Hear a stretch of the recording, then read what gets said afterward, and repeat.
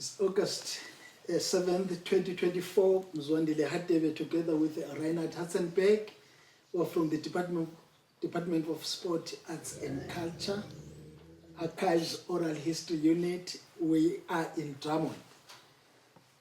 Talking to Gogo Monica Meintjes. Gogo, can you introduce yourself and tell us your names? My full name? Yes, please. Monica Yvonne Meintjes, Yes. D-J-E-S, not I-E-S. Yes. And my maiden name was O'Donovan, which is Irish. In which year were you born? Date, month, and year? 23rd of May. I don't know. 1933. Yes, 1933. So which means this year we are now? 91. So how do you feel? How do you feel being 91? I feel perfectly happy about being 91 because remember I could have gone when I was 71, but I'm still here. So why going at 71? Why? You wanted to go at 71? No. I wanted to stay. I might make 101. You might. Yes, please. We want you to be 101. I'll do that for you. And if was all of us, if we were still alive, on that day when you turn 101, we'll be here talking with you. Yeah. What do you drink? Me? So I can get in whatever you want. For a party. Yes. Now, where were you born? I was born in a place called Hartbeesfontein, near Klerksdorp in the Transvaal. Yes. Your parents? My parents, where were they born? Their names?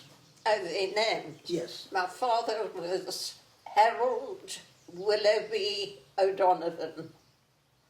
My mother was Christina Aletta Erasmus. So now Erasmus was Afrikaans. Afrikaans. The other one, Donovan, is Irish. Irish. His parents were from Ireland. He was born in South Africa. But, yeah. But the Erasmuses, they were quite a prominent family in Pretoria area. I mean, I know that the Erasmus runt. That's right. Do you know anything of that? I mean, Nan used to talk about her sitting there on the one stoep, the Erasmus stoep, there where the Reeflay Dam Nature Reserve is today. So I don't know if you can remember any of those early days. No, I don't. Weren't you friends with Jannie Smuts or something? Weren't they friends with Jan Smuts? Yes. Yes, the Erasmus family and Jan Smuts were house friends. House friends, okay. So what's the furthest you can remember back when you grew up and that? Maybe tell us about your early childhood, what you can remember. weren't you in Hopetown and Potch? Hopetown. Oh, you always told me you were in Hopetown. Where on earth is I Hopetown? don't know. That's what you told me. Near Kimberley. Yes, near Kimberley. Yeah. So what do you remember about Hopetown? Very little. Because I was a small girl when we moved from there to Potch. Okay. And weren't you at a convent in Potch? Yes. That's where I first went to President Pretoria's school, where I was taught in Afrikaans, and I kept jumping classes, and then I went to the convent. Because you were naughty or what? No! I was clever in those days. I'm not anymore. No, we're still very clever. Yes. So that is the reason why you are here. Because we want to tap in that intelligence. And wisdom. Goodness And me, wisdom. You're frightening me. Yes. Now, about, you spoke about Smarts, Jan Smarts. Jan Smarts, the politician. Yes. Oh. Yes. He was a family friend, but not to me. Yes. It was before I was there. At the beginning of the war years. Yeah. Hmm. Yeah. Well, we're told that he was very smart. Yes, I rather think he was. Can you remember anything of the war years that you were now mentioning, saying? Well, Potch was, there were large camps for the soldiers, and we always entertained the soldiers over the weekend at our home. And my uncles were all soldiers. Okay. My father was a soldier. But I wasn't. And what did your father do? What was his profession? I do not know. I'm also not 100% sure. Because ever since I remembered him, he was a soldier. And then after that, he retired. Because didn't he stay away many years when the war started and they didn't see him Yeah, for many years? yes. Occasionally we saw him. But, you know, it wasn't Like a dad. like a Dad dad. that was there. And mom, your mother? She worked in a shop, but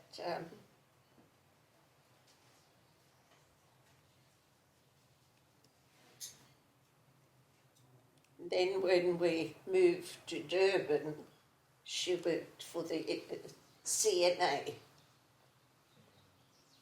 Okay. Yeah. Oh, CNA, the bookshop. Yes, Oh, yeah. But in the office, not in the... in the front. Oh, Not, She used to not walk selling past. them. She used to walk past. Was it Stutterford's or some place like that? Always. It was one of those big shops. I remember she used to walk past those. And wasn't there something to do with her brookies that fell down while she was walking? There was. I don't remember Yeah, that the at all. elastic It's came, probably- the elastic broke, and she was walking and her brooks fell off. And she stepped out of them and just carried on walking. That's what I remember you guys telling me. I've forgotten all about that. But it was, hey? Yes. And Yeah, in Durban. you were one of 3 children. You had Three daughters. daughters, Yeah. yes. Yes. Patsy, me, Daphne. Daphne now lives in America, as you know. And Patsy has left us. And anything you can remember from just the growing up and with the sisters, or anything that you can reflect on? I mean, even periods in South Africa in the last 90 years of your life? Anything? Well, when I think of Patsy, I remember that when we went to school, she had to lift me on her bicycle. And she used to put her leg round and push my foot into the turning wheel. She was a horror. That's your grandmother. Yeah. Yep. She was a very But strict lady. She was a difficult young one, but And you remember she did sort of, what's the word? She became normal. there was peer pressure between the two of you. I don't think it was that. It was just what Patsy wanted, Patsy got, and you had to do it. And I can remember you telling me about the fruit trees in Potchefstroom. Oh yes, we had a huge orchard. Figs, apples, plums, you name it. Pomegranates. Grapes, and Peaches. peaches, and apricots, especially apricots, lots. And we used to climb in the trees and sit and eat ourselves full of fruit.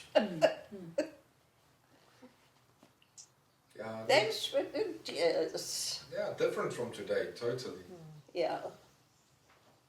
And there weren't many men about because they were all either in the army or university. Did you have to black out the windows and things? Yes. Why? Yeah, for years. Why? Why? Yes. I don't know why. There was no fighting going on in Potchefstroom. Maybe because of aircraft that might fly over, That's possible. and so they needed to keep it dark Yeah. so that yeah. no one would Yeah. know that there's There's a a- town there. Mm. Maybe it was that. It must have been, but didn't mean much to me at the time, except it was a nuisance. But didn't you have to finish school early and go to work early to help your mom financially? Yes, I finished standard 8. And you went to work when you were 14. Yeah. In fact, I was 13 and I went to work for William the Scacewood and Stan, the attorneys. Okay. And I'd spent the rest of my life working for attorneys. That's right.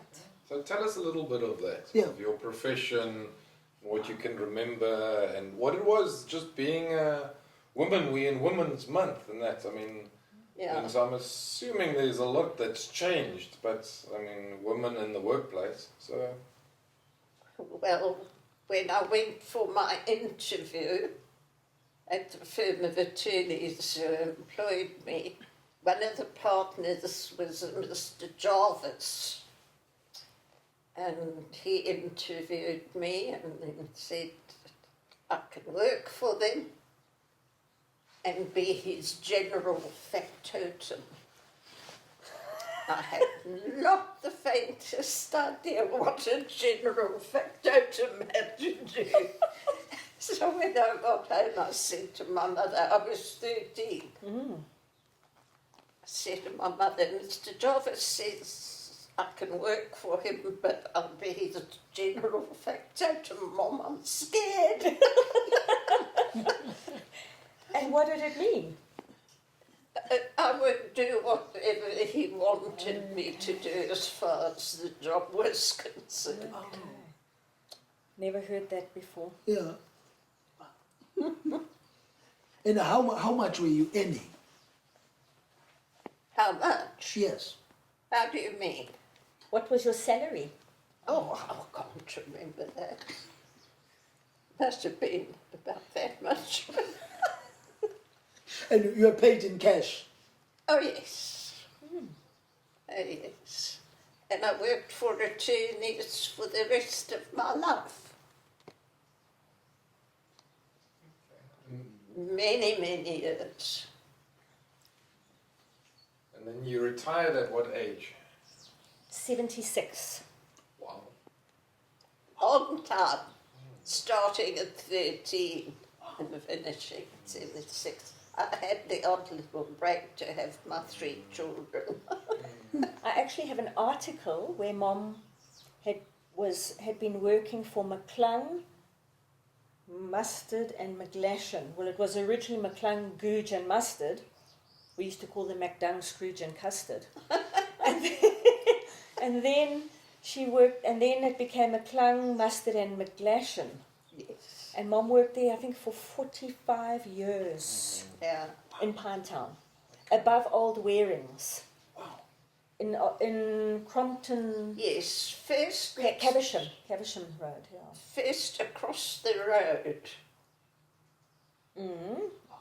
And then upstairs, and then upstairs And above then- Wearings. and then behind where the Pinetown Court Magistrates Court is now, Yeah.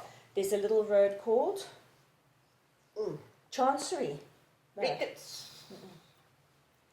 Anyway, all I know is that it's behind where the court parking is. There was the pharmacy Oh yes, on the corner. on the corner. Post office. And Was at the bottom? then where we were, the firm, and So obviously, I mean, in such a long career, you didn't do the running around right to the end. So I mean, you would have had probably a more senior position. So what type of work did you do towards the end? conveyancing, actually. You know what conveyancing is? No, please tell us. Transferring properties, setting up new estates, and quite a responsible job, and you had to use your brain. I wasn't just typing something that was, you know, that I was told what to say. I worked on my own. With the deeds office and all those people. Opening townships and that sort of thing. Like Haversham Glen, I opened that. Oh wow. And the one near Margate, there's one. In Margate. Yeah. And then your married life and with the children, and your children that you had. Tell us maybe about that, your own family. That's not an easy thing to ask of me. Yes, well, I'm trying to remember where Steve and I met. Yes. Steve being my late husband. Okay. It was at rugby. Of course. Of course. Well, he played for collegians. And rugby was a big part of his life, and obviously mine too then. And he went to school? At Port Natal. Okay. And the children and your married life, maybe just how was it to be married back then? In a degree, I mean, probably different from today's. Yeah. No, it's still the same. And it always will be. But, you know, your married life depends upon the two parties to it. And we had a good marriage. Oh, wonderful. Did you get any children? 3, Okay. of which this is the youngest. And 2 more. Renelle was first. Renelle first. She's married to the son of the man who was the governor of the Reserve Bank, and all our paper money was signed by him. T.W. de Jong. Oh. So my sister, she's the oldest, she's a de Jong now, and her husband is also T.W. de Jong. No. And then Dion. And then Dion. What can you say about Dion? Dion, Dion is Dion.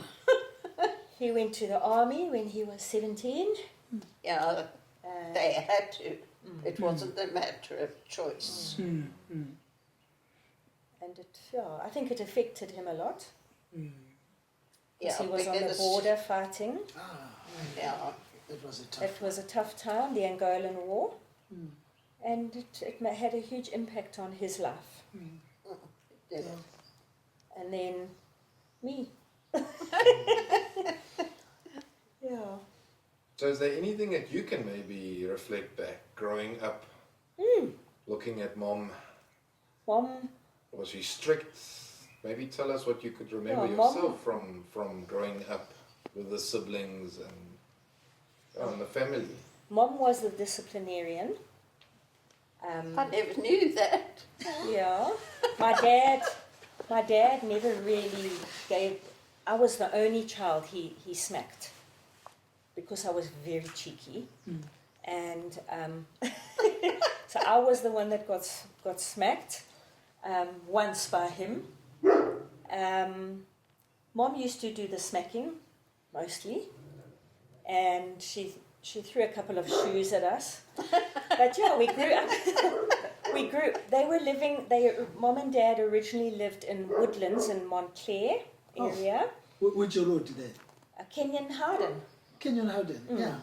Yes. Where, on top? Sort of more to the top. Okay. Yes. But before you go over the N2. Oh, okay. Yeah. Okay. And then I wasn't born when they lived there. Okay. And then when they lived in Pinetown, I was born. And in Jellicoe Street in Farningham Ridge. And I remember Mom telling me, when I was growing up, that I think the house cost you 23,000 in those days, was it? I don't recall. And then we built a pool, and the pool cost more than the house. Yes. So that's how times changed.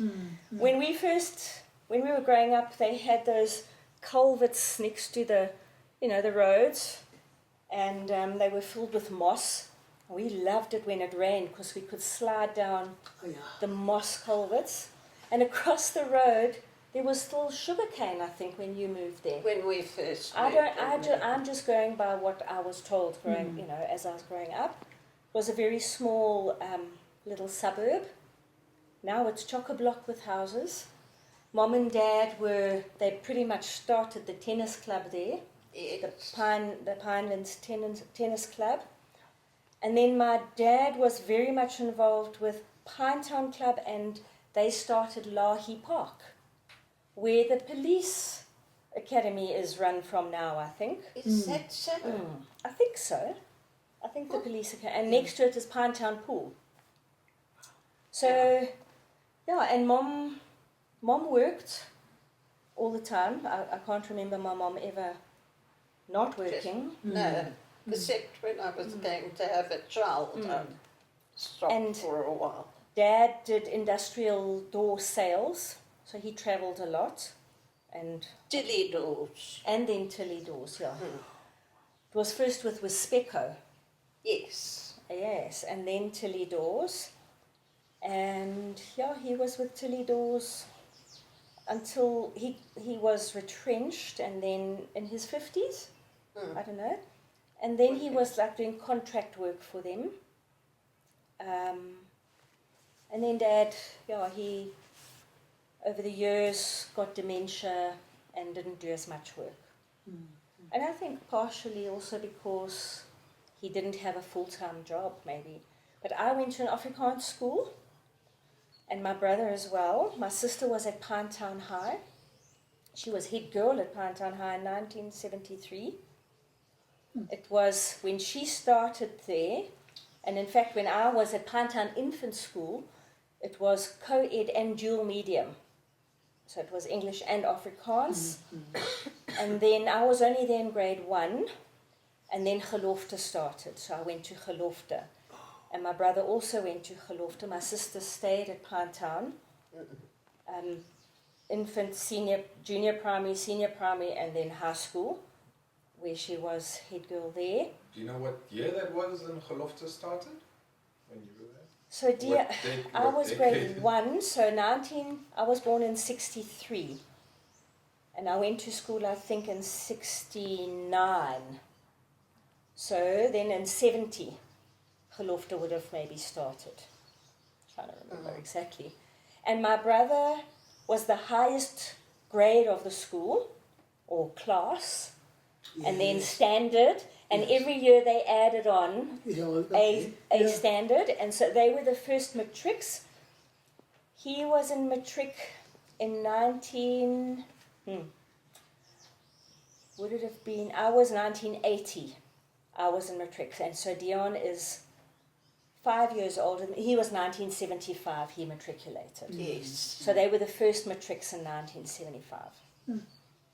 And then I matriculated 1980. So every year the school just added on a standard, and they were the guys who were... We matriculated the same year. Me and you? Yeah. Ah, there you go. You see, I told you. Yeah, and we were involved in a lot of sport. All those years. And I did, and my brother, we all did athletics. Sorry, that's my phone. Athletics, and he did rugby, and I did netball, and I did gymnastics, and I did swimming, and yeah. So we used to go for swimming next to Lahi Park at Pinetown Pool. And then eventually they built on that very deep section for diving that wasn't there when we first started. We could walk anywhere in those days. I mean, we walked at night. The family used to, after supper, we used to go for a walk in the neighborhood. And now you can't anymore. No. You know, but yeah, we used to walk the neighborhood at night times. We used to go watch rugby at Kings Park because my dad was playing for Collegians. So I grew up at Kings Park. And he coached rugby at Pinetown, at Lahi Park, at Pinetown Rugby Club. And then my brother coached rugby there. So I think it was just like a traditional thing, you know. Rugby was part of our lives. Now, language-wise, at home, which language was dominant? We spoke English at home. Oh.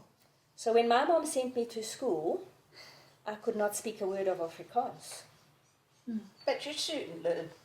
So why were you sent to Afrikaans school then? Because my dad's family was Afrikaans, and he was a Port Nataler, but we lived in Pinetown. Port Natal was too far to go to. Oh, yes. So they wanted us to be bilingual. And so my sister finished matric in Afrikaans at Pinetown High, which was then dual medium and co-ed. Now you got Pinetown Boys High and Pinetown Girls High, but in those days it wasn't. And so we all fully bilingual. And I still speak Afrikaans every day. Yeah. And then what did you do after matric? After matric, I didn't really know what I wanted to do. So, you know, I mean, what do? You know, so the first year after matric, I did a legal secretarial diploma at Pinetown Technical Institute, which is behind Pinetown High. And then I worked for a company, in Sania called Rigel's Educational Suppliers, which belonged to Clive Gillett from the Gillett family, Oh. and a guy who eventually started, or he eventually had a company called Shooter and Shooter that do educational school books. Yeah, yeah. Trying to remember his name was Clive Gillett, and can't remember his name right now. And then I decided to eventually move to Pretoria, where my sister was, because she went to university at Tukkies. And she did a BCom, and she worked for about a year and then got married to T.W. de Jong's son. And then I went there, and I worked many different companies, and eventually worked at the State Theatre for the ballet department for a lady by the name of Dawn Weller Raystrick,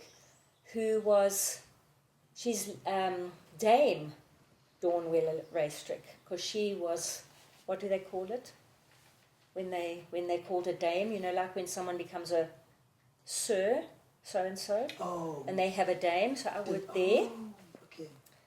And then I joined my brother-in-law in his company, which was Midcom International Trading. We exported steel and aluminium to Turkey, of all places. Oh.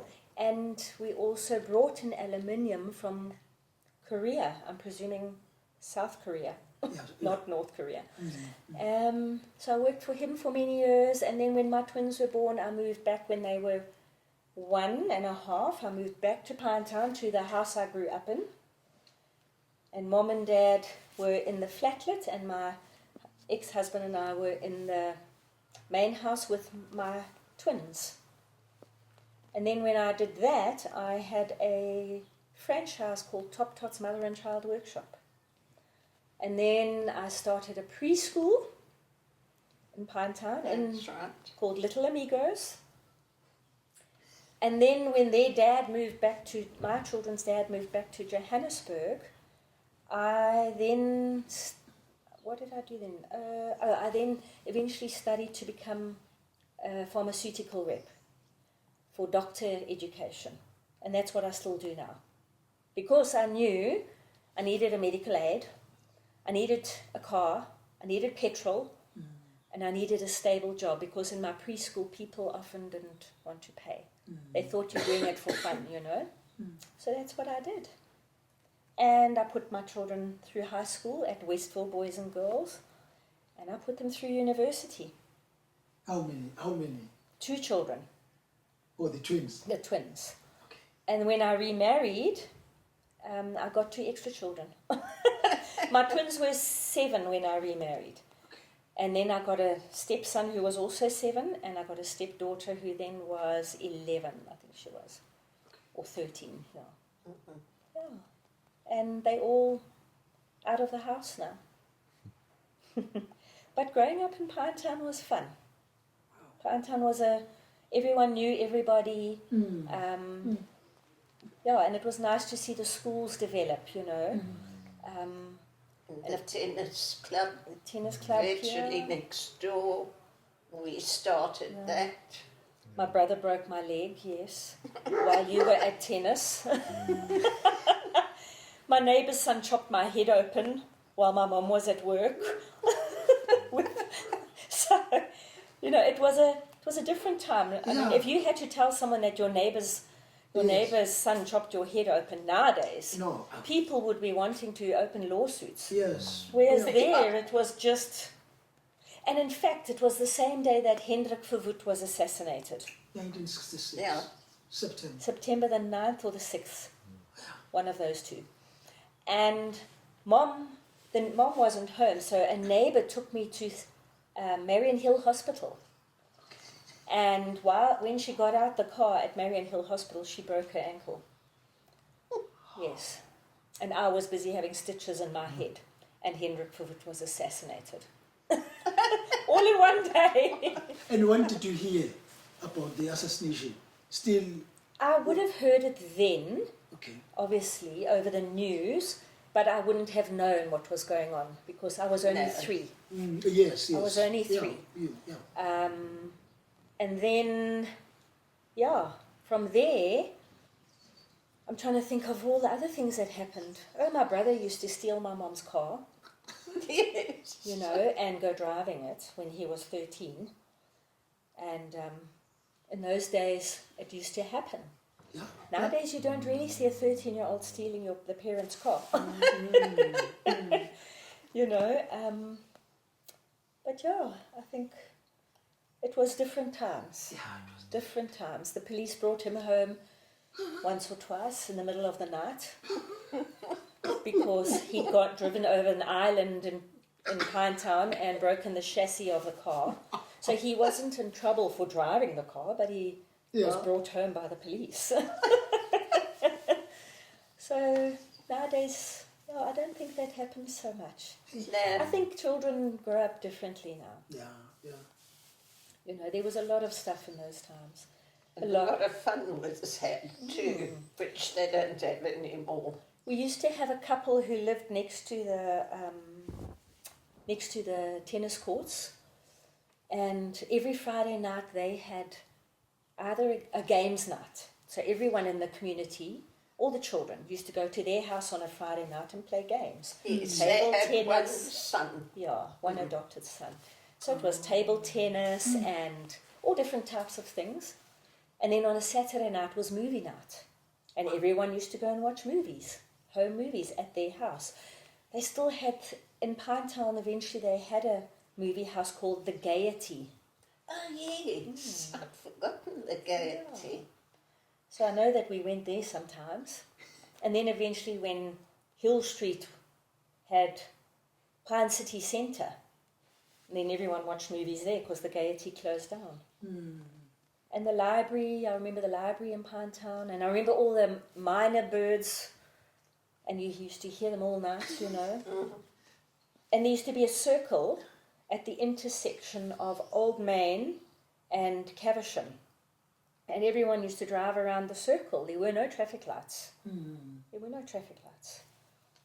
I don't think there were many stop streets either. What can you remember about that, Mom? Yes, yes. And we used to... I had forgotten, but I remember it now that you've spoken of it. But the roads, when the roads turned.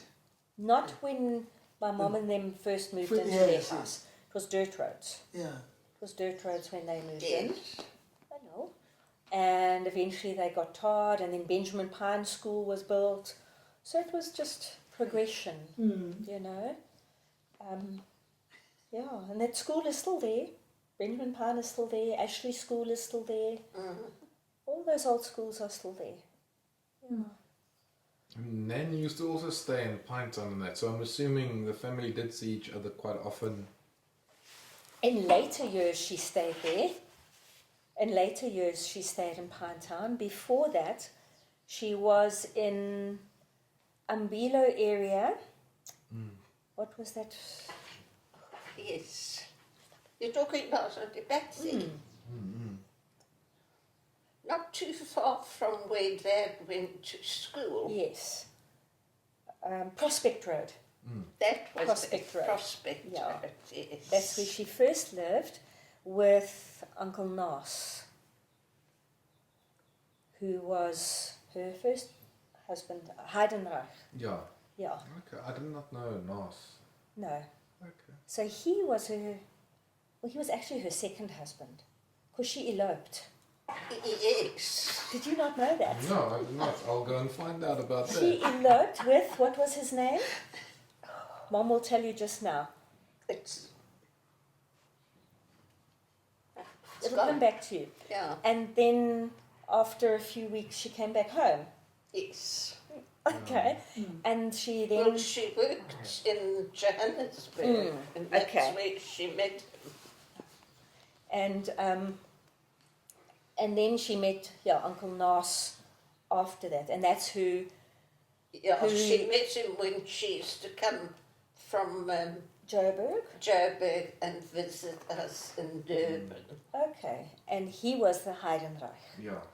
and that's where your mom and So, Ilse and Conrad were so from. I know he passed away when she was just going into varsity, and I think Conrad was He was young. Yeah, he was. He was yeah. very young. Yes. Yeah, That's I think right. of cancer. He died of cancer, yeah. And then, after him, many years later, she met Uncle Henny Westhuizen through my dad. They were at the club together. At Lahi Park. Yes, they played bowls together because they started the bowling club, my dad and them. And so Uncle Henny Westhuizen and she lived in Padfield Park. But your dad went to the bowling club, I think, I remember as a kid always, when we were asking, and they would say, no, he's at the bowling club. He played squash, he played squash and he played bowls. And he played tennis and he played rugby. He did a lot of, and he played a lot of musical instruments. Yeah. Their whole family, the Meintjes family, were all musical. Yeah. Yeah, he played for collegians. Rugby, yes. Rugby. Yes, yeah. And he sang for the Durban Men's Choir under Dr. John Poe. That's right. And he was the man who delivered me.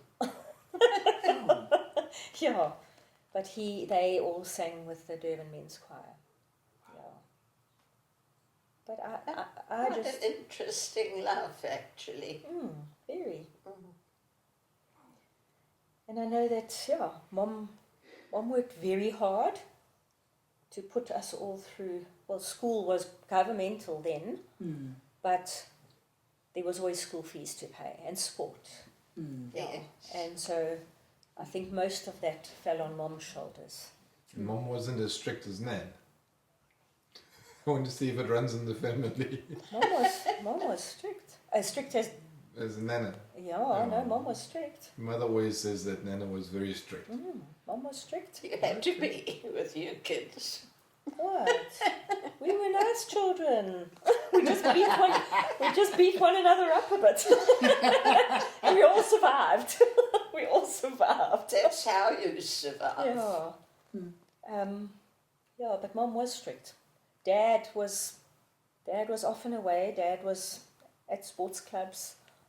It was different times.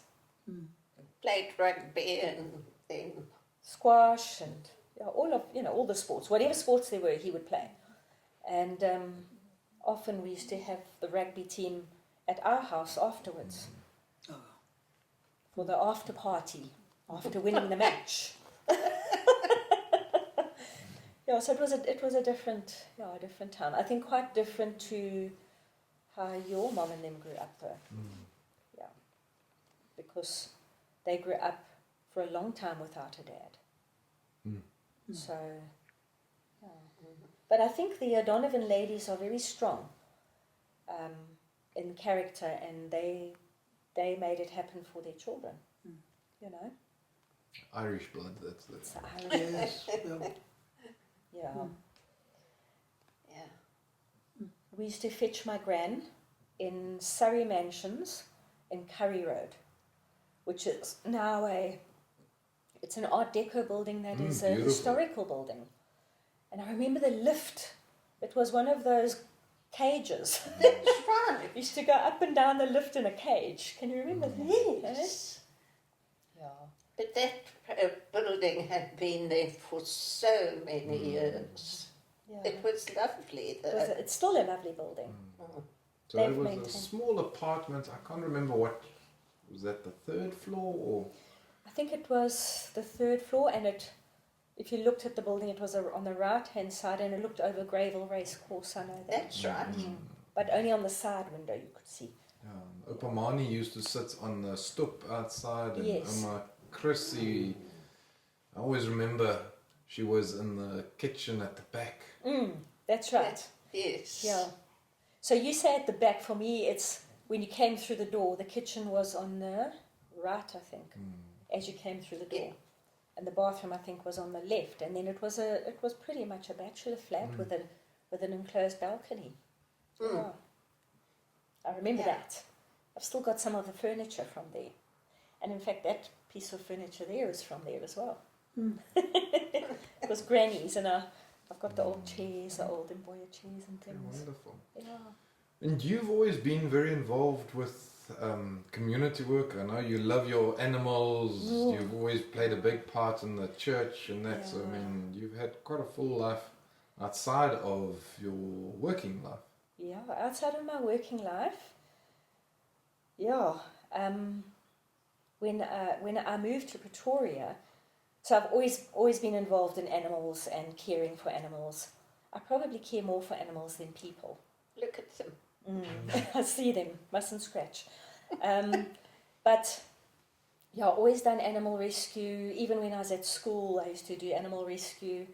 And when I moved to Pretoria, one of the reasons I moved there was because my boyfriend at the time was in his final year at varsity there. He ended up, unfortunately, committing suicide. I got married when I was working.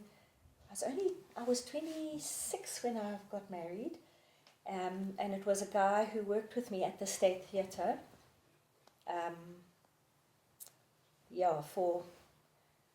We weren't married for very, very long because I found out that he was. Is this going to go on record? He was bisexual, so I left him, and then I eventually remarried my children's father. But then we moved to Durban, and yeah. But how did you find out? I found out on my honeymoon. And so that was not a situation I wanted to stay in. Yeah. So after 9 months got divorced and then remarried, and then we had the 2 children. We moved here, and and then we eventually got divorced when the children were 5. But I've always been the one involved in community and church, and I sing in the church band. I think it's really important. It's important to be part of a church. I think it's important to have that connection and to have that spiritual grounding, And if it weren't for that, I think I would have maybe fallen apart. But, and then I eventually remarried when my children were 7.5, and we've been married now. My children are 28 now. So we've been married for almost, 21 years. And my husband's a lawyer. He does maritime law, but he also has the Protea farm here, where we live. So I've always been involved in a lot of community stuff, a lot. And I love it, people, I say I don't, I care more for animals than people, but by caring for animals, I also care for people. And I mentor people who've got cancer, and I actually lost a friend yesterday morning. Wow. Yeah, she died. But that's just part of life, So, been involved. Then with animals, how many do you have? At the moment, I've got 6 dogs and 4 cats, and I'm getting large dogs, and I'm one little one, and getting 2 very large dogs on Friday, and rescued a cat which is inside at the moment, but it's going to a home. I'm not taking more cats. It's just part of who I am. Always cared for things, animals and people, but more animals. So you've recently moved here, and your mother, I'm assuming, moved with. You used to stay where you stayed before you came here? Because this has been 2 years that you've been here? 1 year. 1 year? Mom's been here 1 year. Okay. We've been here 2.5 years. Mom was in Waterfall. She and Dad moved to Waterfall after how many years in Pinetown? 55. I think 55 years in Pinetown, in the same house that I grew up in. And they sold the house, and 2 weeks after selling the house, Mom and Dad were held up in an armed robbery. Oh. Yes. I was in Johannesburg. My children were staying with them, and my son phoned me to tell me that my mom hadn't come to fetch him. And that's how I found out that they were actually tied up in their house. And then they'd already sold, and I told the people who bought this happened, and they said no, it's fine. They still continued with the purchase, and Mom and Dad moved to Waterfall. You were there 8 months when we had to move my dad into a home, and then Mom was very resistant to moving. You know that stubborn O'Donovan streak. And so she stayed there until she moved last year, the 29th of September. Mom moved here. I built this on for her, and she moved here. And my mom-in-law actually moves. She lives inside as well. She lives with me. So we're all together. Yeah. So not a lot of people look after Yeah. their parents and that. So You're right. So how has it been staying here in this warm? I mean, it's a lovely apartment and there's a lot of love that's How's going it around. been? So I love it, and I hope I can stay here until I go. You will. You're not going anywhere, Ma. You're going to stay here until you depart this earth. And what do? Do you just read every day and watch TV, or I do you get all my out? own housework, bits of gardening, walk my dog for miles, Okay. and because it's a large property, so you can do quite a bit of walking. Mom walks with her stick now because of all the dogs. She just needs the stick to just I secure need her. the stick to stay upright. Yeah, and Mom cooks for herself mostly. We have her over for, we do have her over for supper 2 or 3 times a week. And especially if we have visitors, Mom always joins us. And when I need something to be weeded or watered, Mom, would you mind doing this today? Mom waters, she weeds. Yesterday was the orchids. The orchids and the wild orchids in the trees, yes. It's good to stay active in the house. Oh yes, I couldn't just sit on my behind. And Mom goes to church with me on Sundays. And yeah, It's not a flea, it's a burr. a bird. Yeah, so it's lovely because now I don't have to worry. When Mom was in Waterfall, it was always a worry for me. And Why? well, because old people don't always eat correctly. And when you were on your own, it was sometimes just too much of a bother, so you'd have a slice of toast. And, you know, then the blood sugar goes down, and then the dizziness, and Mom would fall, and then I've got to go and, you know, I'm far, so it would be a worry because I don't know how bad the fall is. And now, Mom hasn't fallen for, gosh, Can't even got- remember when. the first 2 or 3 months, Mom did fall, but then we realized that when she sat up in bed, she would stand up immediately, and then now she sits first Yeah. and gets her ears to balance, and then gets up, so she doesn't fall anymore, which is wonderful. Wonderful. Yeah, What was that? Probably just a cat. yeah, or somebody out the back. I think it's Nan's. They're all looking. Even the But cat. Mom loves it here. Yeah. So anything else that you want to say or talk about, or reflecting back, or some wisdom that you want to share?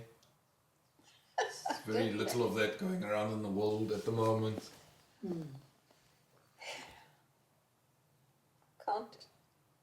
Certainly can't think of anything.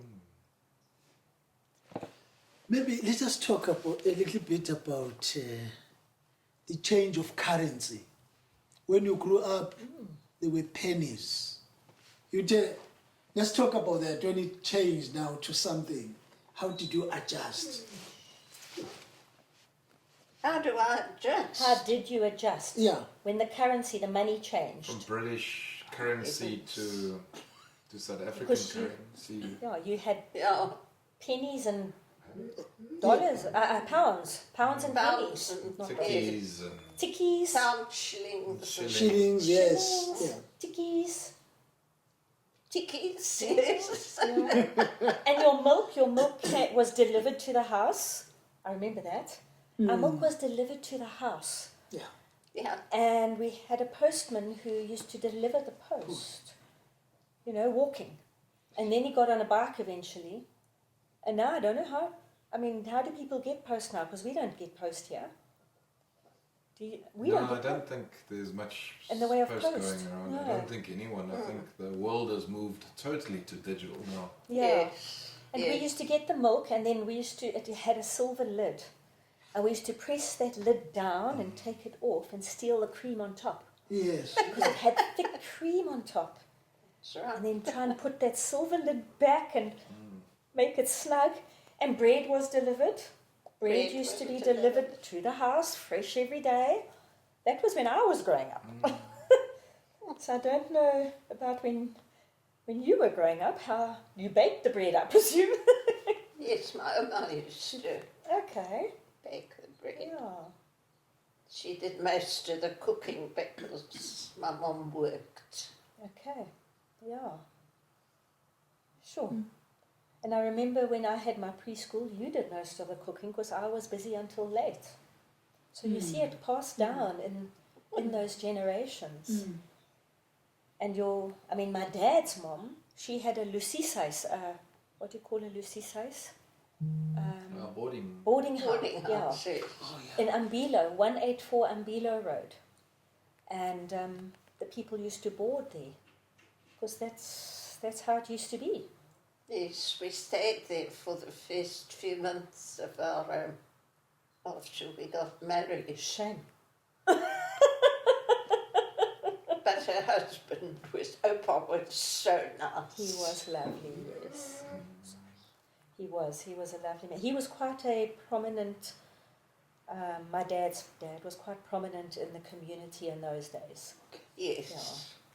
And the church. Yeah, and the church. We grew up in the church, you know, everyone was always in the church.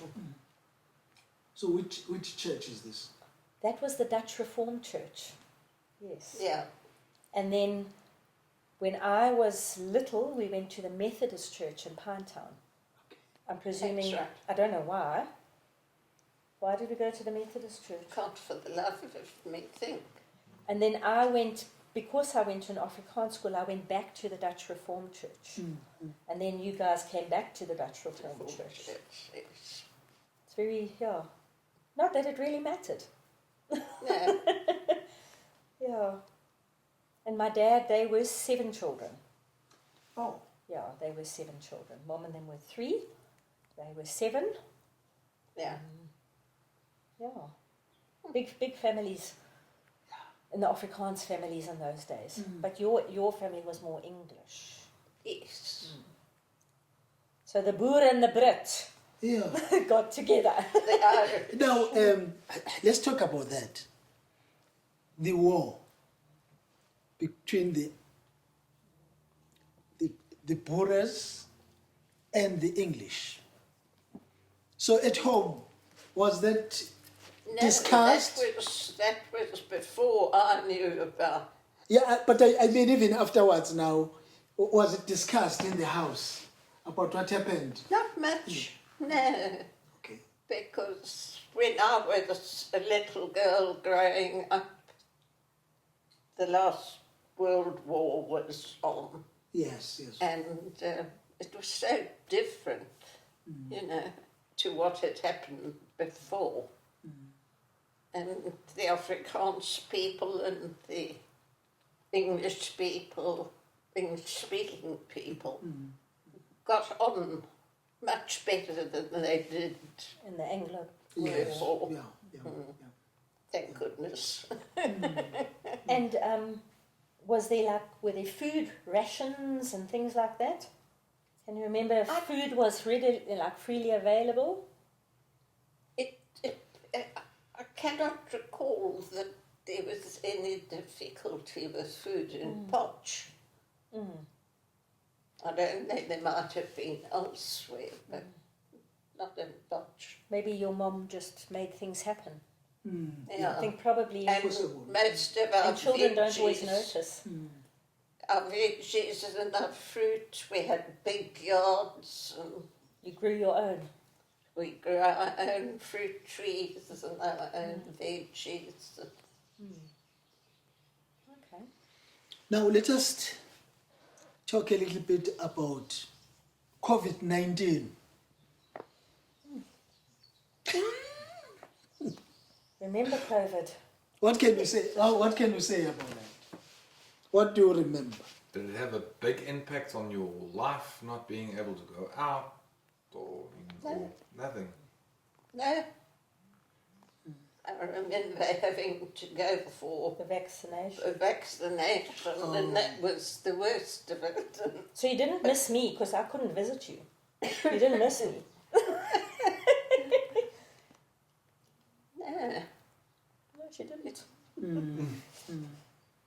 didn't much matter to me. Yes. Yeah. It mattered to me a lot. How did you see COVID Yes. and society? Because, I mean, a Yeah. lot of people, it was difficult being locked up or not being able to, like you said, seeing your... Yeah, that was my Parents. biggest concern, was seeing my mom Yeah. and getting, food to her. So I used to sneak out. Oh, yeah. There was no way. There was no way. I mean, she couldn't. How was she going to eat? You know, and for me, because I'm a medical rep, so I travel a lot. Oh, yes. So I had no. So we couldn't for about I'd say about 3 months. We did everything from home. So I had to be quite creative. So I contacted a lot of my doctors' rooms, and I would form a WhatsApp group, thankfully. And we had a WhatsApp group, and I used to video myself, educating them, send them the video, so that if need be, they would script my products. And then when it sort of opened a little bit, we weren't allowed in the rooms yet, but I used to pack bags and I typed letters up for them. I wrote letters and put those in the bag where I would educate them on disease and illness, and sent that. I dropped that off, and often we would, before COVID, we used to have lunches with the doctors, and that was when I would do like a CPD point training for them. But now we couldn't do that. So I used to, head office would produce a CPD that would send to me on email. I would print it at home, and I would cook from home for the doctors, and I would drop a meal off with their bag and the CPD article. So it was a very innovative time, but also a very frustrating time. But funny enough, our company did really, really well, because one section that we do is vitamins and cough medication. So we did well with that. And then we eventually did well with Preg Omega Plus, because a lot of people got pregnant during COVID. They had nothing else to do. To say. But it's a fact. So there were a lot of pregnancies. So our company did really well. And then, sort of round about the end of COVID, the looting happened. Can you remember? During that time, I had cancer. And so I was booked off for another 3 months. And so what I did the same as I did during COVID. And I got my colleagues to actually drop off all my information with the doctors. And on my better days, I would do a message to the doctors and send it to them. I just didn't know how bad I looked.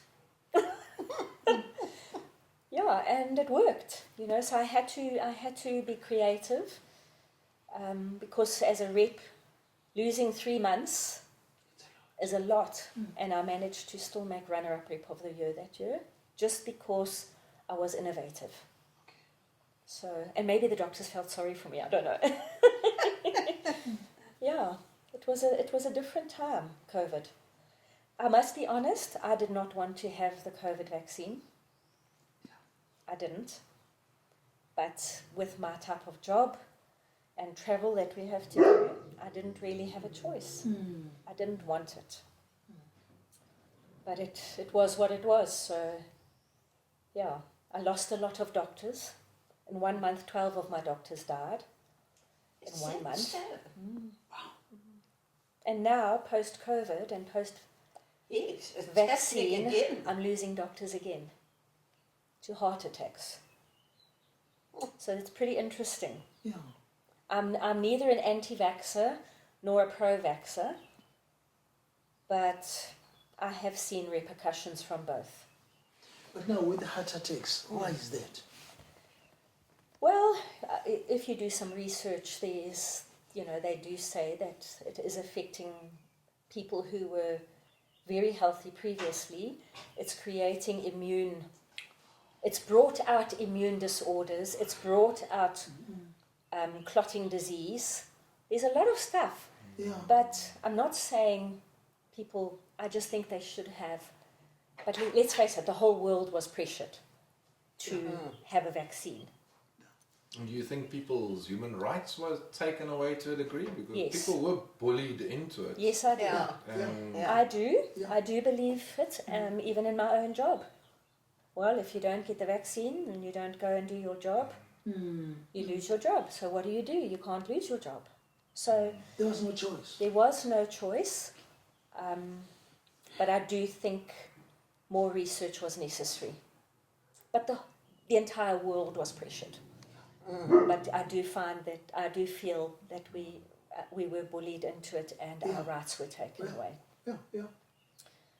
I hope this doesn't go on record somewhere and someone comes and finds me. No, but that is a fact. It's a fact. It's a fact. And we are seeing the repercussions now. You're seeing a lot of younger people dying of heart attacks, not heart failure.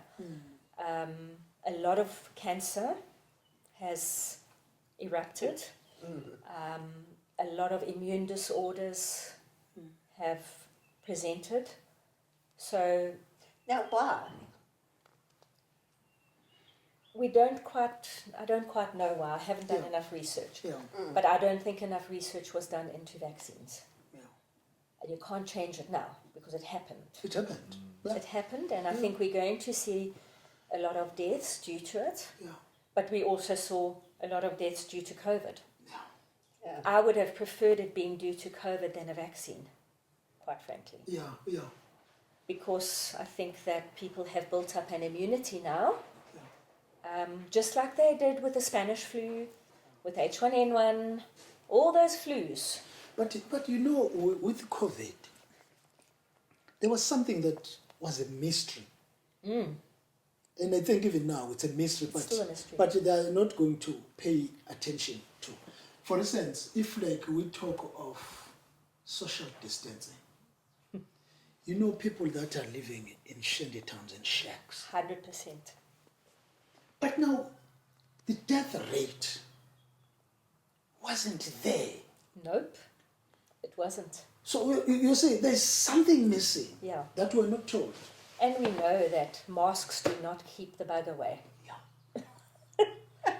So it was an interesting time, a controversial time, Very controversial. very controversial. Because even people that are infected that will die, middle class upwards, Yes, but very poor people. 100%. Exactly, and they didn't all get the vaccine. Yeah, so there you have it. Yeah. It is what it is. We can't change what happened, but flip, I know. If another vaccine comes out, I would not take it. Yeah. In fact, I didn't have the third one. The only reason I got the vaccine was because I had cancer, and they said that my immunity would be down because of the cancer treatment, and I need to take the vaccine. I do wish I hadn't taken it, but it is what it is. So I can't change it. And can we talk about cancer? How were you? What happened? How were you diagnosed? So I didn't have any symptoms whatsoever, and in the end I was actually diagnosed with a stage 3 rectal tumor. So I had no symptoms, and then we went on holiday to the Kruger National Park. And we sat in the Jeep for 10 days. I was 59 when I was diagnosed. So we sat in the Jeep for 10 days, and I started feeling uncomfortable. And then I thought, it's all the bumping in the Jeep. I've never had hemorrhoids. I don't know what hemorrhoids feel like. And I thought, I must be getting hemorrhoids. And then the constipation started, and I thought, it's hemorrhoids, Sure. Anyway, when we came back, I noticed blood. So I thought, I've definitely got hemorrhoids. I'll treat myself. So I treated myself for 5 days, and it got worse and worse. And then I knew. I'm a medical rep. So then I knew something serious is wrong. But now who do you go to? Because I call on all of them. So, I don't particularly want to have an examination from somebody that I call on professionally. Anyway, so I contacted a lady doctor who I'd known for years. And when I arrived, she said, "Oh, it's not rep time now. Why are you here?" So I said to her, "I'm afraid you're the chosen one." She said, "Why?" I said, "You have to do a rectal examination." Anyway, she did, and she was unhappy immediately. And then she sent me to a surgeon, and he had to do an examination, and he said, "You have a tumor." And I said, "I know." I wasn't shocked. And then the hardest part was telling my mom and telling my children, because I didn't know what the outcome would be. So then I had to go for a colonoscopy, and they confirmed. And then they didn't do surgery, because if they had done surgery, I would have had a bag to live with. So then I have the most amazing oncologist, and he's actually in my new church that I'm at. I sing with his wife in my church band. And he did 7 weeks of radiation every day, except for weekends. But then looting happened, so 2 of the weekends I only had 1 day off. And then I also had chemo tablets twice a day and intravenous chemo every 2 weeks. And we're now 3 years down the line, and I'm still clear. During that time... And you look great. Thank you. During that time, were it not for my faith, I don't think I would have got through it, because the pharmacy that dispensed my tablets made a big mistake, and they doubled my dose. So by day 6, I was almost dead, because it's chemotherapy. So I always tell everyone the story, so that if they know of anyone who's having cancer treatment, that they check the dosage with the oncologist, because the script goes from him to the pharmacy, and his script was correct. But when I told him what dose they had put me on, it was double what I was supposed to be on. So it was a very tough time. I couldn't even walk down the passage for my radiation without having to stop 5 times. I could walk 10 steps, then I'd have to stop.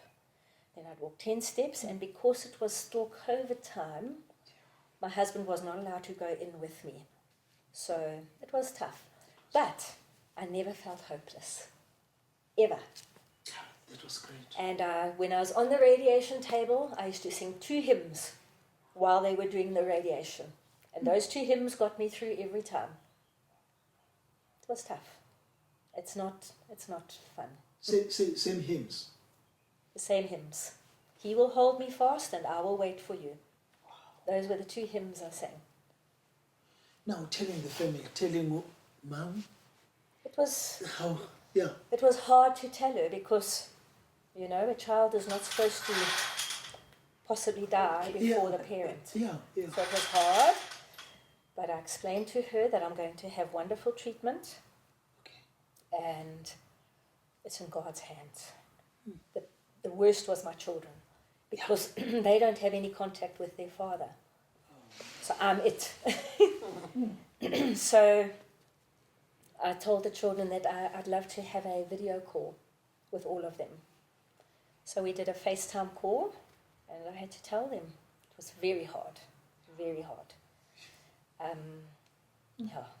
And then, you know, I just said that, you know, whatever happens, they would always be looked after. Yeah, and then when I was overdosed, my daughter actually told her husband that she thinks she needs to move back in with me because she doesn't think I'll make it. And I was angry with myself for not coping because I didn't know yet that I was being overdosed. Yeah. I mean, I've run Comrades, I've done 2 Oceans, and I was like, why am I not coping with this, you know? And in fact, the day that I saw the oncologist and he was like, whoa, why are you on such a high dose? That afternoon when I went for my radiation, the ladies at radiation, I told them what had happened and they said, that was the Monday. They said, when we saw you on Friday, we thought we'd never see you again. We thought you were going to die this weekend. So yeah, my poor daughter thought I was going to die. It was tough. But as I said to you earlier, now I mentor people who are going through cancer treatment. Yes. I'm mentoring a young African lady I've never met her. She is in Johannesburg. She's 28 years old. Oh, man. And she was diagnosed with ovarian cancer. And I'm in contact with her every day. And about 2 weeks ago, she sent me a message to say that other people have got better within 3 months. Why am I not getting better? No. I said, just be patient. Every person's different. Just keep your eyes focused on God. And you know that on Friday she sent me a message to say that her tumor markers were down by 70%, which means that she was having her last treatment now. Okay. Amazing. Yeah. Amazing. So So it is. It's a tough journey, but I think one just has to, just got to push through it. You know? And people say, would you ever have chemo and radiation again? And I said, absolutely, yes, I would. Here I am. Exactly. So I would. You know what? What you have just told us, we have helped a lot of people because so many people are going to watch this. And it's different Yeah. It's different. Yeah. when it's you talking. Yeah. Yeah. And you are talking about something that is recent. Yes. Oh, yes. Yeah. 3 years on the 5th of August was when I stopped my treatment. Wow. Yeah. And yeah, my oncologist is a very, very special man to me, and he's a very devout Christian, and he knew where I was coming from. And like I said to this young girl, Zane, I said to her, just keep your eyes focused. Don't focus on the negatives. Yes. Every day is a step towards the end of the treatment. I had a calendar on the wall, and every day crossed it off. Another day gone. Another day gone. Another day gone. We're moving forward. Moving forward. And I think that you mustn't focus on, oh, I'm so sick. You know? No. Yes, you are. You are so sick. You're very flipping sick. But it's okay to be sick. People said, how do you feel about the fact that you got cancer? So I said, well, why not me? I'm not special. I'm just another person in this universe. I'm not special. I'm just another person. Now, during the time of the overdose, were you able to sleep? No. Couldn't sleep, couldn't eat. Couldn't move? I could move, but hardly. I had diarrhea 30 times a day. I couldn't wear underwear for 3 months because I had no skin left. Yeah, so it's tough. Cancer is not... And you never once complained and told me that all that was happening. No. Not once. Yeah. No, because of COVID, Mom couldn't really visit me much. Yes. So she came, I think, 3 times. A friend brought her. Sorry, that's my phone. A friend brought her, and she had to sit over there, you know. I couldn't really have visitors. I couldn't go to the hospital. I had to be at home in the bed. So yeah, it was a tough time, but I just focused on what am I going to do for the doctors next, and I only ate. I had about every day about 3 slices of toast with bovril on, and I could eat about 3 nachos. That was my daily ration, and I sipped Energiades because I really could not eat food, and I wasn't allowed to bath. I could only shower for 2 minutes. Oh. I wasn't allowed to use soap because it affects the radiation. I wasn't allowed to use cream on all my raw patches because it affects the radiation. But it's okay. Got through. It's because you had the good sense to take the advice. It wasn't advice, it was what I thought about. Yeah. And that's why I'm mentoring people, because they don't always tell you. No. I met another lady also at the radiation center, and I could see she couldn't sit. So when she sat, she was on the side. And I said to an African lady, I said, "Are you having radiation?" She said, "Yes." I said, "And you can't sit down?" She said, "No." I said, "Does it really burn when you go to the toilet? You feel like you don't want to go?" Yeah. She said, "Yes." I said, "Okay, take a cup." I know this is really overshare. Yeah. Wee in a cup, because then you don't burn your skin. And I had a little donut cushion that I could sit on. And I bought her a donut to sit on, because you can't sit. You can't sit, you've got no skin. But you know, people just need to realize that life is tough. Yeah. It was a big trial. But, yeah. And not everyone gets through it, Yeah. because we all have a time to go. So that's why I mentor people, because I believe that that's what God wants from me. But now about this lady that we are mentoring in Joburg. So how did you? I hear about her. Yeah. Or her hearing about you. So my daughter's friend was at school with her here, but this girl now lives in Joburg. So my daughter's friend asked her, would they mind if she got my number? I've got a doctor in Chatsworth who also wants me to be doing talks there for her cancer patients. Yeah. Yes. Let us continue talking. I told you that you and me were twins. Yes. So you can see how. It's amazing when you're from the same era, how you connect. Yes. You know? Yeah. Yeah. Yeah. And then, what made you to come this side? So, my husband always wanted to do something like,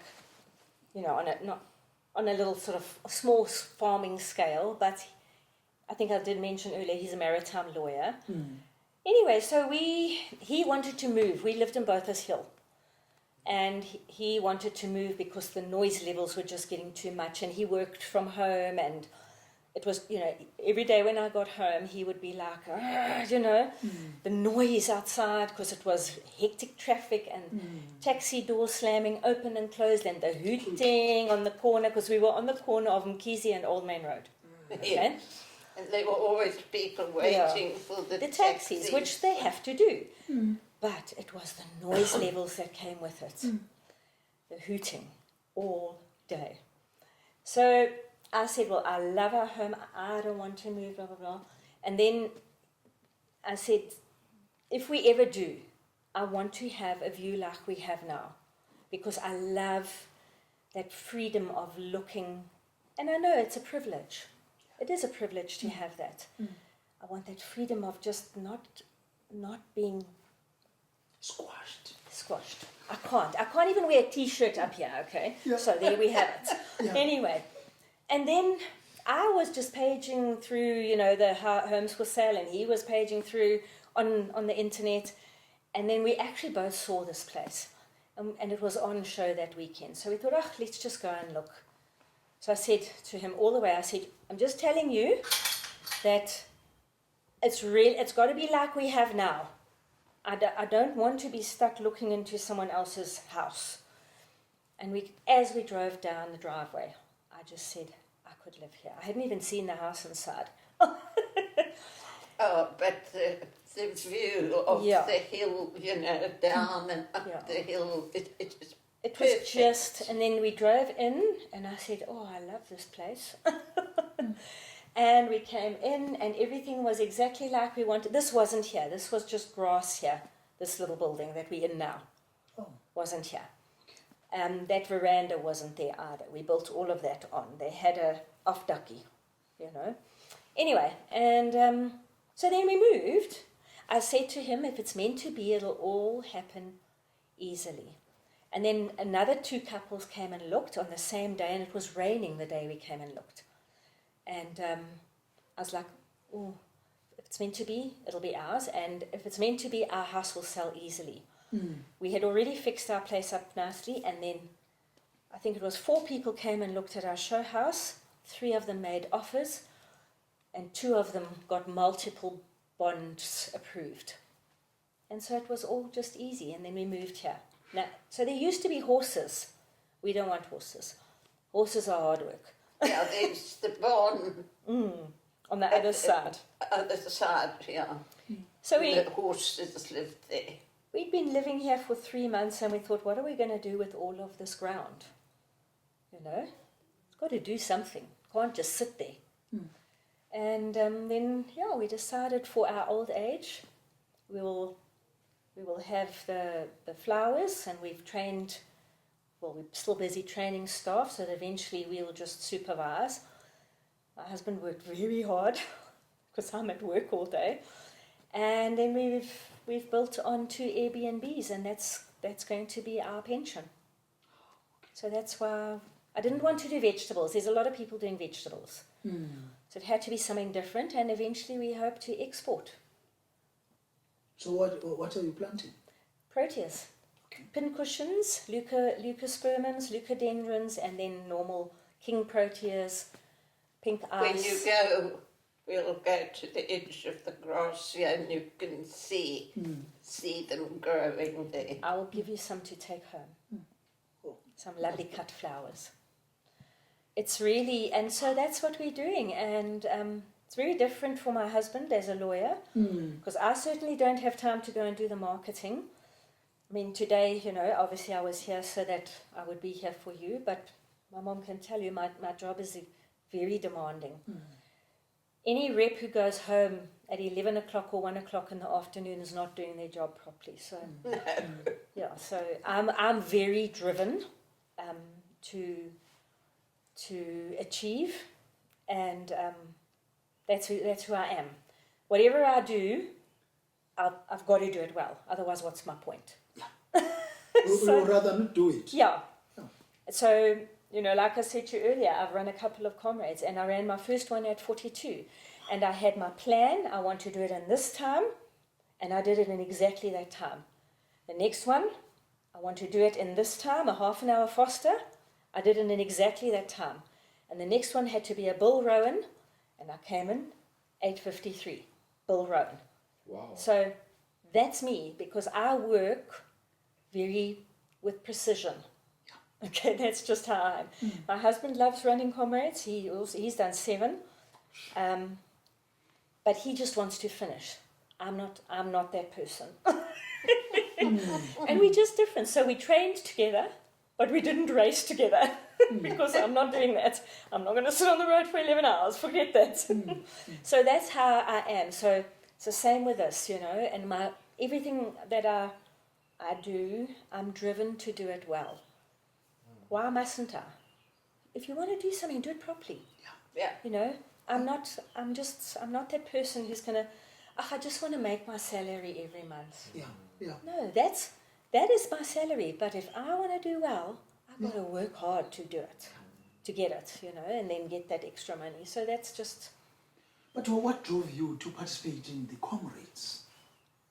Growing up in Pinetown, every year we were in Old Man Road or at Sandy's at the bottom of Cowie's Hill. And we watched them every year. And my dad was a very good runner, although he never did comrades, but he was a very good runner. He held the record at Port Natal for the 800 meters for 21 years. 21 years. Wow. So for me, it was just every year watching those guys and just seeing people that you would never expect to be able to run 89 kilometers. And then one day, I was a sprinter at school, but then one day someone challenged me. I used to teach Taibo and aerobics. And at Taibo, someone said to me, "Oh, it's the Spa Ladies Challenge this coming weekend. Do you want to do it with us?" I said, I can't run 10Ks. I've never done 10Ks in my life. But okay, I'll do it. And so I didn't even have running shoes. I had my Taibo and aerobics shoes. And I didn't have running kit. I ran in my Taibo and aerobics kit. And they were all much younger than me. And then I beat them all. Just because I wanted to do it. And I had a time I wanted to do it and couldn't walk the next day. Because I wasn't a distance runner. And then I thought, actually, this running thing's quite nice. I'm going to run a Comrades one day. And so I was 39 when I ran the Spa Ladies Challenge. No, 40. I was 40. And then I ran my Comrades at 42, my first one. And then the next year I was supposed to run, and then I had tick bite fever that week, so I couldn't run. And then I ran the next one. And then the following year I had a little benign tumor that was causing dizziness, so I couldn't run, but then I ran the following one. And then my dad was just not so well, and I just didn't have the training time. So I stopped running Comrades in. But I actually ran to Oceans 5 times before I stopped. So these 3 times, each time you go there, you improve. Yes. My first one was 10 hours. My second one was 9.5, and my third one was 8:53. Improvement every time. And and 8:53, most people don't, normal people like me, it's a real challenge to get a bull row and to get to run under 9 hours. But that was the plan.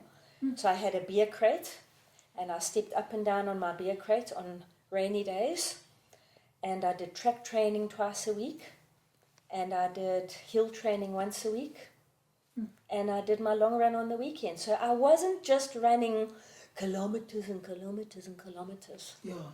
Yeah, I did specific training for it. And it was easy. So the beer case thing, how long? For how many minutes? How many? Started with 15 minutes, built up to an hour a day, up and down on a beer crate. Wow.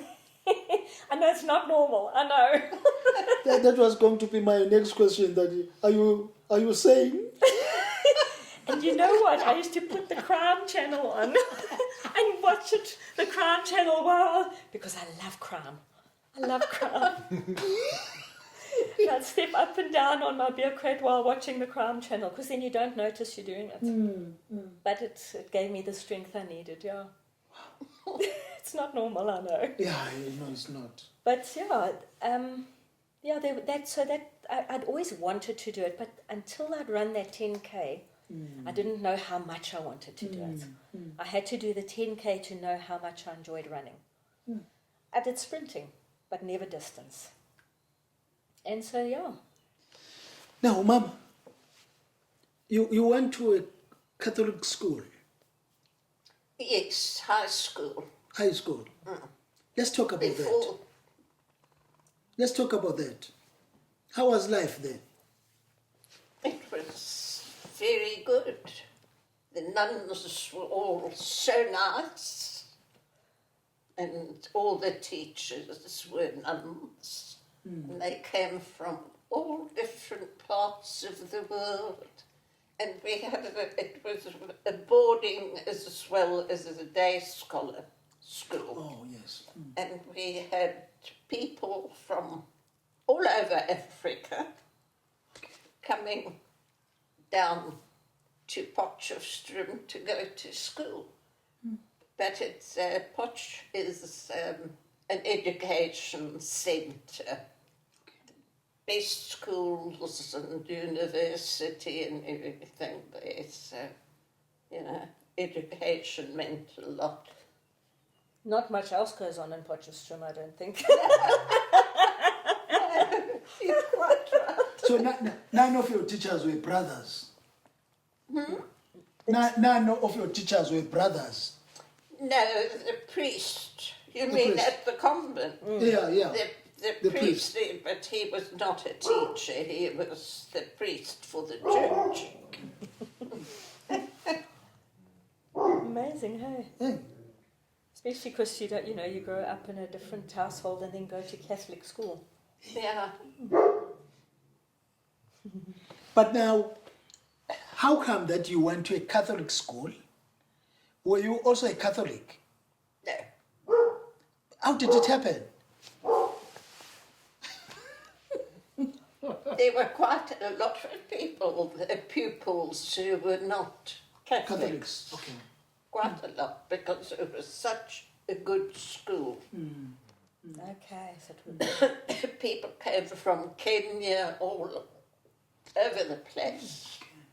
You know, north of South Africa. Can you remember its name? The convent. Convent of the Sacred Heart. Okay. A lovely school. Before that, I was in an Afrikaans school, President Pretorius.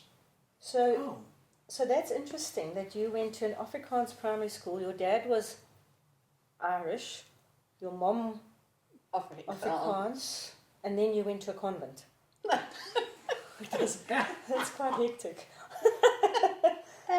Mom's not crying. She teared up eyes. I've got no drainage to my eyes, and every now and again.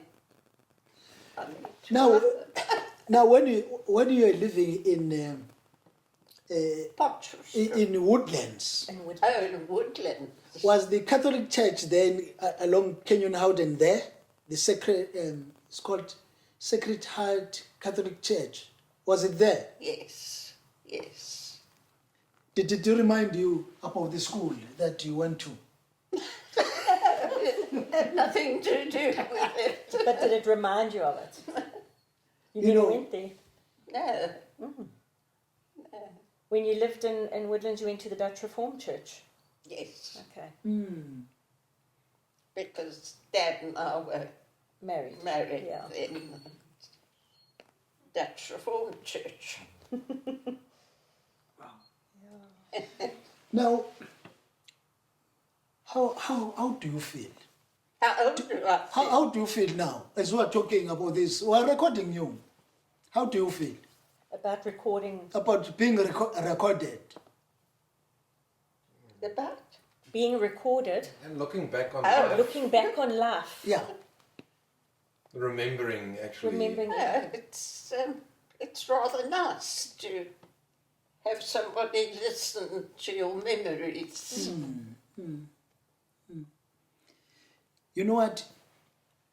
As we are recording you, we are immortalizing you. We are no longer going to die.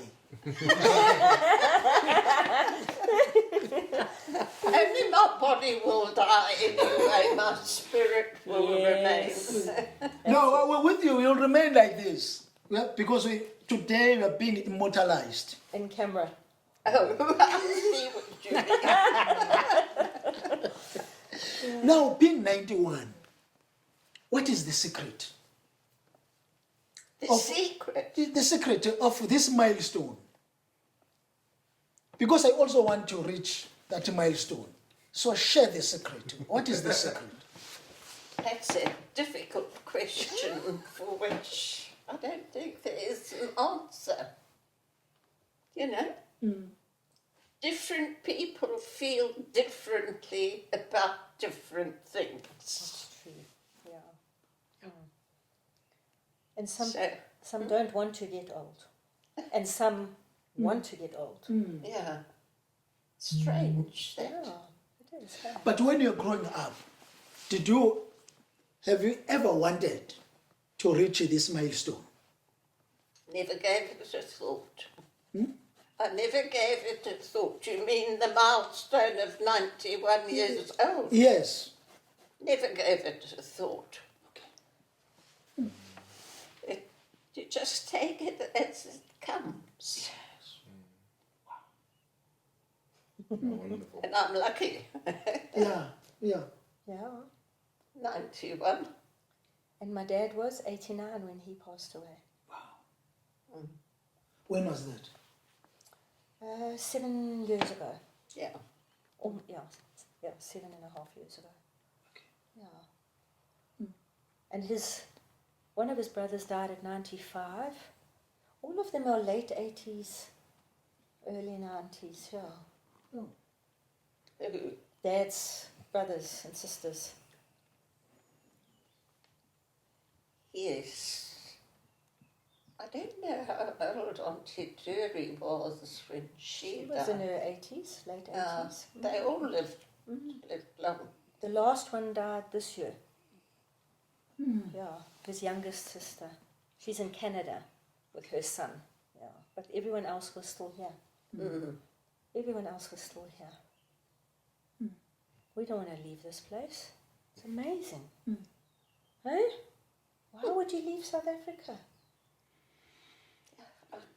But now, while we are still talking about that, let us talk about the July riots. The July riots. Where were you? What do you remember? The looting. Yes. I was having my cancer treatment. I was lying on the couch. Yes. And I was very angry because I couldn't do anything to protect people because I was lying on the couch with my treatment. So at home or at the hospital? I wasn't in the hospital because it was still end of COVID. Oh, okay. Yeah, so So I you was were at at least home. at home, so Yeah. at least Yeah, it was at home. And it's weird, I wasn't worried about it. You know, riots happen all over the world. Looting happens all over the world. They just don't talk about it.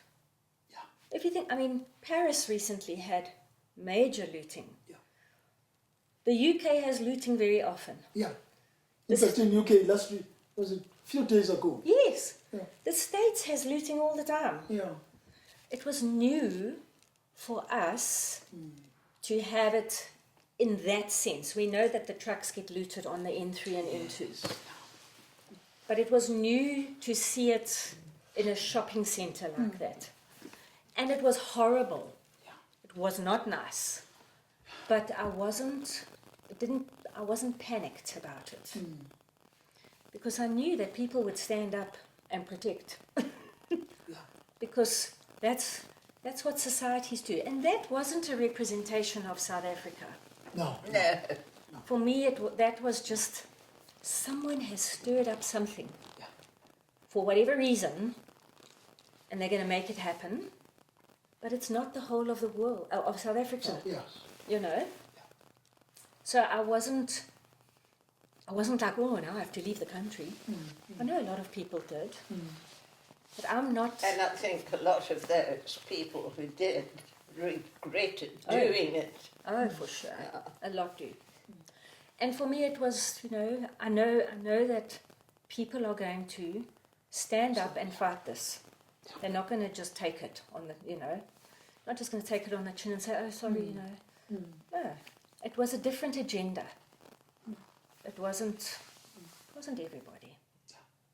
Everybody, I mean, Zanele works for me, and she was like, what is wrong with people? You know? And if you look at the people, a lot of those people who are doing that needn't to have stolen anything because they have everything. So Yeah. it was you know, there's an Afrikaans word, opgesweep. When people get Yeah. opgesweep, Yeah. you either join in or you don't. And I don't think as many joined in as they hoped. To put it that way. Yeah. But that's where I was. Mom was in her place. And bless Mom's soul. she was out in her garden and there were bullets flying along, what's that road that goes down next to Watercrest Mall? There's a little side road that goes up to... Yes, behind the mall and where I I can't remember the name of the road now. I know it, but I can't think of I it. know it so well. Anyway, so Mom's like standing outside and she says, there's all these people in the road. I don't know what's going on. So then I had to tell her, and then there were bullets, and a couple of bullets hit their complex. So I was like, Mom, go into the house, draw the curtains, do not go out for now. Just be safe. There's people out there to protect you, but just stay inside. But what amazed me was the number of youngsters, boys, Well, not girls, of 13, 14, probably even 12 perhaps, who were just going to the mall And Steve. and they wanted to And I mean, take what they... yeah, and you'd never seen anything like that in your No. life. I hadn't. And you hadn't. You know? So it was quite something, but I wasn't panicked. No, I didn't panic. until you told me to go. Not that I panicked then. No, I just didn't want you to get hit by a stray bullet. You know? I So- never gave it a thought. And it was just, I mean, it happened. It happens everywhere. For whatever reasons people choose, it happens everywhere in the world. So you can't let that become your fear factor. No. You know, it's the same as anybody, you know, anything that happens to you growing up. Don't let anything bad that happens to you growing up, don't let that be your identity. yes, definitely. Don't let that make you live a life of bitterness and anger, and because you've got to move away from what happened in the past. You've got to move to look ahead. You know, Reinhard and myself, we go anywhere. Yes. And you could see how happy people are, you know, like seeing us Yes. together, Yes. you know. Sometimes, you know, like give instruction, hey, do this. Reinhard will respond and do it. You could see that people are just amazed. Yeah, it's like weird for them. Yes, that Yeah. you guys, how do you work? You know? Together. Yeah. That's what And it's sometimes, about. you know, people will ask, hey, how are you getting along? Then I would say, no, let me not answer you. Just watch. Yeah, well, why wouldn't we? Yeah, you just watch. Yeah, that's how Hey, it did you is. visit each other? Yes. All the time. You see, and At night, during the day, wow. But you could see that people are so amazed. so you must see in my church, our church. Yeah. It's So which church is that? Christchurch Hillcrest, Okay. and it's a much older congregation. Although younger people are starting to come in now. We have an African pastor, and all these. He's the best He preacher is I've ever amazing. listened to. He is amazing. He used to be a journalist, okay? And, you know, he said when he came to our church, he was like, I'm an African man Yeah. in an old white church. And he thought, how's that going to work out? It's amazing. And everyone loves Jomo. And I promise you, it's just, that's how it must be. You know, when we went out, it's what Mom and I were talking about, that if we could be like, just like kids. Kids, they don't see Kids color. don't see it. Yeah. Yeah. I see a human being first. Yes. Kids are like that. 100%. Yeah. 100%. Yeah. Yeah, but You know, the world's never going to be at peace until the Lord returns. So it's something we have to know that we're going to live with for the rest of time, and just show compassion, show love, show respect, because it's when respect goes from a child to a parent, from a child to a teacher, from you and me to one another, from you and me to one. When there's no respect, everything else goes. You've got to have that basic foundation in life. That's what it's all about. And I think society as a whole has lost it. No, we've lost it. They've lost the We've plot. lost it. Yeah, we've I lost don't know if they ever had it really. I think it used to be a little better, Possibly, yeah. but now, because of, I think, things like social media and the rights of every Tom, Dick and Harry, and I'm not saying we mustn't have human rights. You've got to have it. But when it's taken too far, when it's taken too far, we lose what it was all about. So that's what I think. Just giving you my 2 cents. You've got to have human rights, but there's a point where it's taken too far. It's not the only thing that matters. No. And self-respect. Self-respect. Oh, people. Self-respect, self-love. Yeah. And love one another.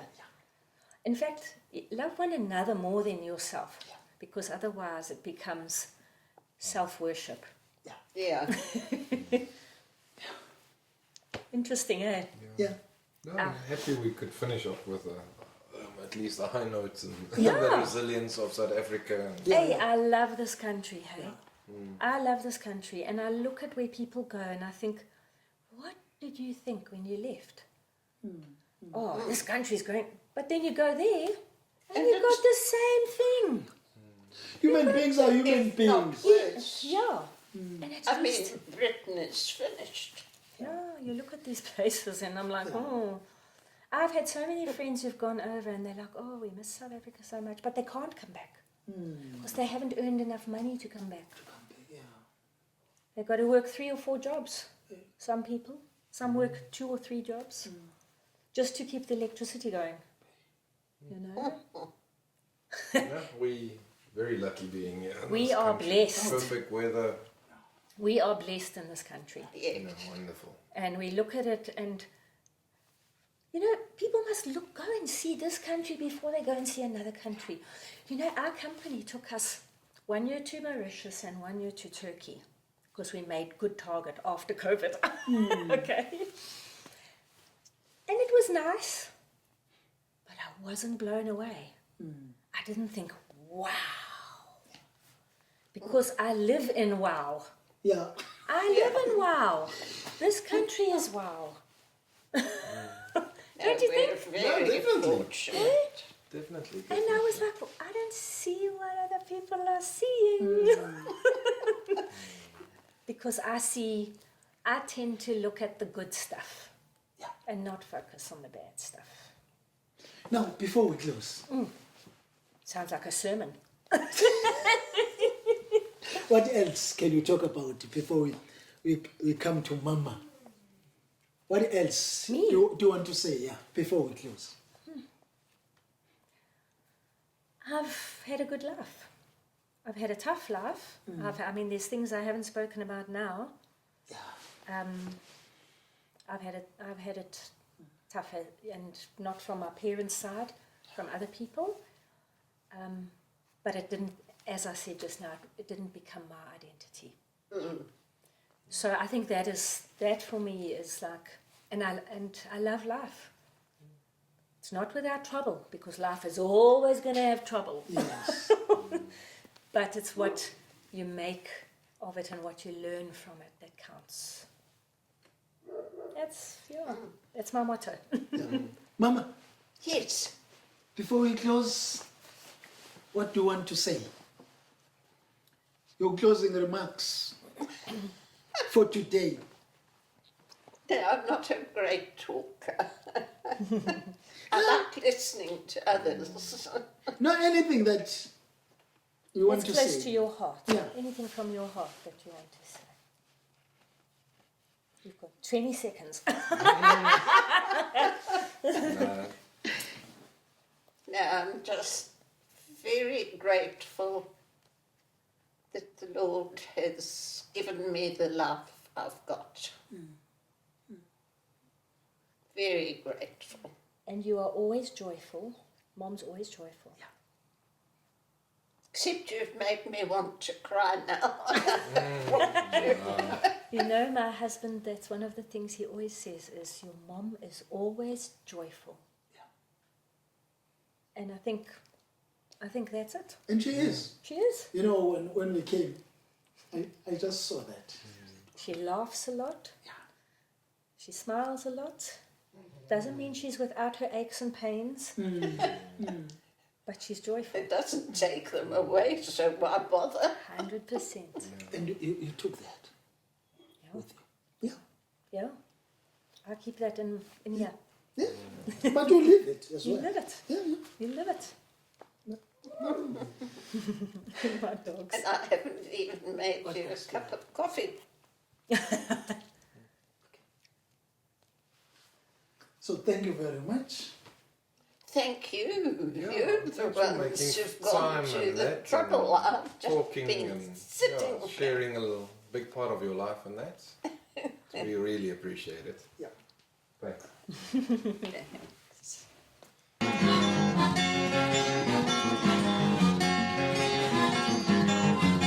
Yolomlando esiwakhayo kulomuzi thina yolomlando esiwakhayo kulomuzi sibambaneni webawethu wemajuda sugcineni amasiko ethu wemajuda size sishiyela misa asiwagcineni amasiko ethu webakithi thina siwagcineni amasiko ethu webakithi sizishiyela abantwana